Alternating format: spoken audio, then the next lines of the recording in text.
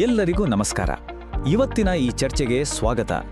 Trading ಜಗತ್ತಿನಲ್ಲಿ ತುಂಬಾನೇ ಉಪಯುಕ್ತವಾಗಿರೋ ಒಂದು ಸಾಧನ ಅಂದ್ರೆ ಅದು ಟ್ರೆಂಡ್ ಲೈನ್ಸ್.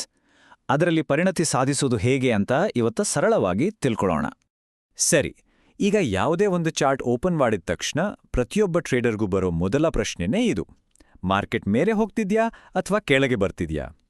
ಈ ಪ್ರಶ್ನೆಗೆ ಒಂದು ಸ್ಪಷ್ಟ ಉತ್ತರ ಸಿಕ್ಕಿಲ್ಲ ಅಂದ್ರೆ ಮುಂದಿನ ಹೆಜ್ಜೆ ಇಡೋದೇ ಕಷ್ಟ ಅಲ್ವಾ? ಆದರೆ ಈ ಗೊಂದಲಕ್ಕೆ ಒಂದು ತುಂಬಾನೇ ಸರಳವಾದ ಪರಿಹಾರ ಇದೆ. ಆ ಪರಿಹಾರವೇ ಈ ಟ್ರೆಂಡ್ ಲೈನ್. ನೋಡೋಕೆ ಇದೇನಪ್ಪ ಬರೀ ಒಂದು ಗೆರೆ ಅನ್ಸುತ್ತೆ, ಆದರೆ ಮಾರುಕಟ್ಟೆ ಯಾವ ದಿಕ್ಕಿನಲ್ಲಿದೆ ಅಂತ ತೋರ್ಸೋಕೆ ಇದಕ್ಕಿಂತ ಶಕ್ತಿಶಾಲಿ ಸಾಧನ ಇನ್ನೊಂದಿಲ್ಲ. ಬೆಲೆ ಏರುತ್ತಿದೆಯೋ ಇಳಿಯುತ್ತಿದೆಯೋ ಇಲ್ಲ ಸುಮ್ಮನೆ ಪಕ್ಕಕ್ಕೆ ಹೋಗ್ತಿದೆಯೋ ಅಂತ ಇದು ನಮಗೆ ಪಕ್ಕಾ ತೋರಿಸ್ಕೊಡುತ್ತೆ. ಇದನ್ನ ಹೀಗನ್ಕೊಳ್ಳಿ, ಟ್ರೆಂಡ್ ಲೈನ್ ಅಂದ್ರೆ ಅದು ಮಾರುಕಟ್ಟೆಯ ಬೆನ್ನೆಲುಬು.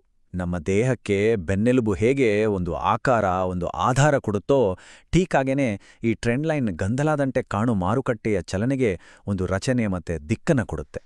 ಸರಿ, ಹಾಗಾದ್ರೆ ಈ ಬೆನ್ನೆಲುಬನ್ನ ಗುರುತಿಸೋದು ಹೇಗೆ, ಅದನ್ನ ಎಳೆಯೋದು ಹೇಗೆ ಅಂತ ನೋಡೋಣ. ಚಿಂತೆ ಬೇಡ, ಇದು ತುಂಬಾನೇ ಸುಲಭ. ಇದಕ್ಕಿರೋದು ಕೇವಲ 2 ಸಿಂಪಲ್ ನಿಯಮಗಳಷ್ಟೇ. ಎಲ್ಲಿ ಗಮನಿಸಿ. ಮಾರುಕಟ್ಟೆ ಮೇಲೆ ಹೋಗ್ತಿದ್ರೆ ಅಂದ್ರೆ ಅಪ್ ಟ್ರೆಂಡ್ನಲ್ಲಿದ್ರೆ ಅದು ಹೈಯರ್ ಲೋಗಳನ್ನ ಮಾಡ್ತಾ ಹೋಗುತ್ತೆ. ಅಂದ್ರೆ ಪ್ರತಿಯೊಂದು ಕೆಳಮಟ್ಟ ಅದರ ಹಿಂದಿನ ಕೆಳಮಟ್ಟಕ್ಕಿಂತ ಮೇಲಿರುತ್ತೆ. ಆಗ ನಾವು ಮಾರಬೇಕಾಗಿರೋದು ಇಷ್ಟೇ: ಆ ಕೆಳಗಿನ ಬಿಂದುಗಳನ್ನೆಲ್ಲ ಸೇರಿಸಿ ಒಂದು ಗೆರೆ ಎಳೆಯೋದು. ಅದೇ ರೀತಿ ಮಾರುಕಟ್ಟೆ ಕೆಳಗೆ ಬರ್ತಿದ್ರೆ ಅಂದ್ರೆ ಡೌನ್ ಟ್ರೆಂಡ್ನಲ್ಲಿದ್ರೆ ಅದು ಲೋವರ್ ಹೈಗಳನ್ನ ಮಾಡ್ತಾ ಹೋಗುತ್ತೆ. ಆಗ ನಾವು ಆ ಮೇಲಿನ ಬಿಂದುಗಳನ್ನ ಸೇರಿಸಿ ಒಂದು ಲೈನ್ ಎಳಿಬೇಕು. ಸಿಂಪಲ್. ಈಗ ಇಲ್ಲೊಂದು ತುಂಬಾನೇ ಇಂಪಾರ್ಟೆಂಟ್ ಪಾಯಿಂಟ್ ಇದೆ ನೋಡಿ. ಒಂದು ಗೆರೆ ಎಳೆಯಕ್ಕೆ 2 ಬಿಂದುಗಳು ಸಾಕು. ಆದರೆ ಟ್ರೇಡಿಂಗಲ್ಲಿ ಆ ಟ್ರೆಂಡ್ ಲೈನ್ ನಿಜವಾಗ್ಲೂ ಕೆಲಸ ಮಾಡ್ತಿದೆ, ಅದು ಗಟ್ಟಿಯಾಗಿದೆ ಅಂತ ನಮಗೆ ನಂಬಿಕೆ ಬರಬೇಕಾದ್ರೆ ನಮಗೆ 3ನೇ ಸ್ಪರ್ಶ ಬೇಕೇ ಬೇಕು. ಈ 3ನೇ ಪಾಯಿಂಟ್ ಆ ಲೈನ್ಗೆ ಮಾರುಕಟ್ಟೆ ಬೆಲೆ ಕೊಡ್ತಿದೆ ಅನ್ನೋದಕ್ಕೆ ಒಂದು ಕನ್ಫರ್ಮೇಷನ್ ಇದ್ದಾಗೆ. ನೋಡಿ, 2 ಸ್ಪರ್ಶಗಳು ಇದೊಂದು ಟ್ರೆಂಡ್ ಲೈನ್ ಇರ್ಬೋದು ಅಂತ ಸೂಚಿಸ್ತೆ ಅಷ್ಟೇ. ಆದರೆ ಯಾವಾಗ ಬೆಲೆ ಬಂದು 3ನೇ ಸಾರಿ ಅದನ್ನು ತಾಗುತ್ತೋ ಆಗ ಅದು ದೃಢವಾಗುತ್ತೆ. ಓಕೆ, ಮಾರುಕಟ್ಟೆ ಈ ಲೈನನ್ನು ಗೌರವಿಸ್ತಾ ಇದೆ ಅಂತ ನಮಗೆ ಗೊತ್ತಾಗುತ್ತೆ. ಇನ್ನು 4 ಅಥವಾ ಅದಕ್ಕಿಂತ ಹೆಚ್ಚು ಸ್ಪರ್ಶಗಳಿದ್ರೆ ಆ ಟ್ರೆಂಡ್ ಲೈನ್ ಅತ್ಯಂತ ಬಲಶಾಲಿ ಮತ್ತು ನಂಬಿಕೆಗೆ ಅರ್ಹ ಅಂತ ಅರ್ಥ. ಓಕೆ, ಲೈನ್ಸ್ ಹೇಗೆ ಎಳೆಯೋದು ಅಂತ ಗೊತ್ತಾಯ್ತು. ಆದರೆ ಇದನ್ನೇ ಇಟ್ಕೊಂಡು ಟ್ರೇಡ್ ಮಾಡೋದು ಹೇಗೆ? ಸುಮ್ಮನೆ ಗೆರೆ ಎಳೆದ್ರೆ ಸಾಲ್ದಲ್ವಾ? ಈ ಜ್ಞಾನವನ್ನ ಲಾಭದಾಯಕ ಅವಕಾಶಗಳಾಗಿ ಬದಲಾಯಿಸೋಕೆ 3 ಮುಖ್ಯ ತಂತ್ರಗಳಿವೆ. ಬನ್ನಿ ನೋಡೋಣ. ಮೊದಲನೇ ತಂತ್ರ ಮತ್ತು ಅತ್ಯಂತ ಸುರಕ್ಷಿತವಾದದ್ದು ಬೌನ್ಸ್ ಟ್ರೇಡಿಂಗ್. ಇಲ್ಲಿ ಏನಾಗುತ್ತೆ ಅಂದ್ರೆ ಬೆಲೆ ನಾವು ಎಳೆದ ಟ್ರೆಂಡ್ ಲೈನ್ಗೆ ಬಂದು ತಾಗುತ್ತೆ ಮತ್ತು ಅದರಿಂದ ಪುಟಿದೇಳುತ್ತೆ. ಒಂದು ಬಾಲ್ ನೆಲಕ್ಕೆ ಬಿದ್ದು ವಾಪಸ್ ಪುಟಿದೇಳುತ್ತಲ್ಲ, ಠೀಕ್ ಹಾಗೆ. ಬೆಲೆ ಯಾವಾಗ ಆ ಬೌನ್ಸ್ ಆದ ಕ್ಯಾಂಡಲ್ನ ಹೈ ಪಾಯಿಂಟ್ ದಾಟುತ್ತೋ ಆಗ ನಾವು ಟ್ರೇಡ್ಗೆ ಎಂಟ್ರಿ ಕೊಡ್ತೇವೆ. ಇದರಲ್ಲಿ ರಿಸ್ಕ್ ಕಡಿಮೆ ಮತ್ತು ನಿಖರತೆ ಜಾಸ್ತಿ. ಎರಡನೇ ತಂತ್ರ ಬ್ರೇಕ್ಔಟ್ ಟ್ರೇಡಿಂಗ್. ಇಲ್ಲಿ ಬೆಲೆ ನಮ್ಮ ಟ್ರೆಂಡ್ ಲೈನನ್ನ ಗೌರವಿಸಲ್ಲ, ಬದಲಿಗೆ ಅದನ್ನು ಮುರಿದು ಮುಂದೆ ಹೋಗುತ್ತೆ. ಇದು ಮಾರುಕಟ್ಟೆಯ ದಿಕ್ಕು ಬದಲಾಗಬಹುದು ಅನ್ನೋದಕ್ಕೆ ಒಂದು ದೊಡ್ಡ ಸಿಗ್ನಲ್.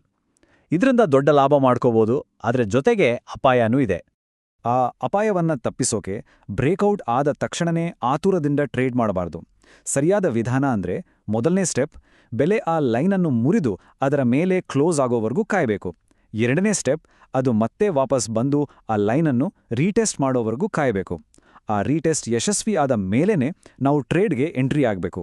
ಇದು ತುಂಬಾನೇ ಸೇಫ್ ಆದ ವಿಧಾನ. ಈಗ ನಾವು ಮಾತಾಡೋ ವಿಷಯ ತುಂಬಾನೇ ಮುಖ್ಯ.